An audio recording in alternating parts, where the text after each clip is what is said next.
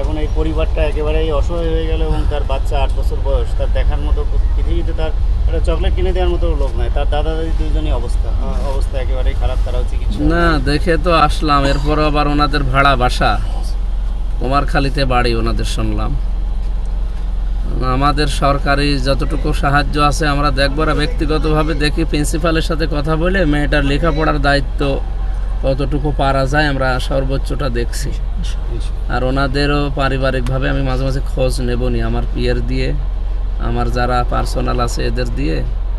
আমরা তো দল মত জাতি বর্ণ ধর্ম দেখি না, মানুষ অংতম খয়রা উম্মাতে নখরে জাতলিন্নাস, আমাদেরকে আল্লাহ বের করেছে মানুষের কল্যাণের জন্য। সুতরাং ওনাদের কল্যাণে যতটুকু লাগা যায় চেষ্টা করবো ইনশাল্লাহ। দেখি মেয়েটার দায়িত্ব ইনশাল্লাহ দেখছি, দোয়া করেন ওনার জন্য যেন কিছু করতে পারি। মেয়েটার দিকে তাকিয়ে তো খুব খারাপ লাগছে, মানুষের মরণ আজ হোক কাল হোক মানুষ তো বিদায় নেবে।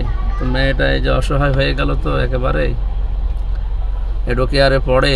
আমি প্রিন্সিপালের সাথে বলে যতদূর পড়াশোনা আছে এদিকে আমরা পেছনে থাকার চেষ্টা করবো ইনশাল্লাহ। আর কি ওনারা তো সনাতন ধর্মের মানুষ, ওনাদের শান্তি কামনা করছে, ওনাদের ধর্মে যে নিয়ম নীতি আছে ওইগুলো আসলে পালন করবে ওনারা। সৃষ্টিকর্তা ওনাদের ক্ষমা করুন। ঠিক আছে, আল্লাহ হাফেজ।